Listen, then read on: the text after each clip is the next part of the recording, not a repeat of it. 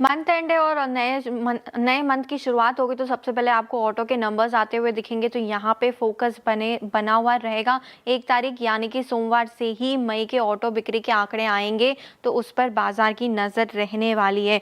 साथ ही साथ मई का जो मैन्युफैक्चरिंग का PMI का आंकड़ा वो भी आते हुए दिखेगा। अप्रैल इंडस्ट्रियल प्रोडक्शन का डेटा आते हुए दिखेगा, तो वहाँ पे बाजार की नज़र रहेगी। US में भी मैन्युफैक्चरिंग का PMI का आंकड़ा आने वाला है, तो यहाँ पर भी नज़र रखें, यहाँ पर भी फोकस रहेगा।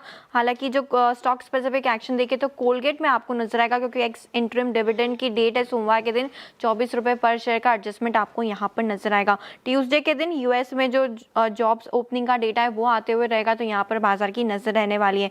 बुधवार के दिन देखें तो इंडिया का जो सर्विस PMI का आंकड़ा है मई के महीने का वो आते हुए नजर आएगा, तो बाजार की नजर रहेगी। साथ ही साथ जो RBI की मीटिंग है मॉनेटरी पॉलिसी को लेकर वो भी शुरू हो जाएगी। 3 से लेकर 5 तारीख तक ये मीटिंग रहेगी और 5 तारीख का आउटकम आते हुए नजर आएगा, तो यहाँ पर फोकस बना हुआ रहेगा। आनंद राठी पर फोकस करना है स्टॉक स्पेसिफिक, क्योंकि एक्स डेट है बोनस इशू की 3 तारीख के दिन 1:1 के रेशियो में बोनस का एडजस्टमेंट आपको नजर आएगा। गुरुवार के दिन US में जॉब्स डेटा आते हुए दिखेगा, तो यहाँ पे फोकस रहेगा। साथ ही साथ ट्रेंड ये स्टॉक भी फोकस में आते हुए नजर आएगा। एक्स डेट है बोनस इशू को लेकर 1:2 का रेशियो है, तो यहाँ पर भी एडजस्टमेंट आपको नजर आएगा।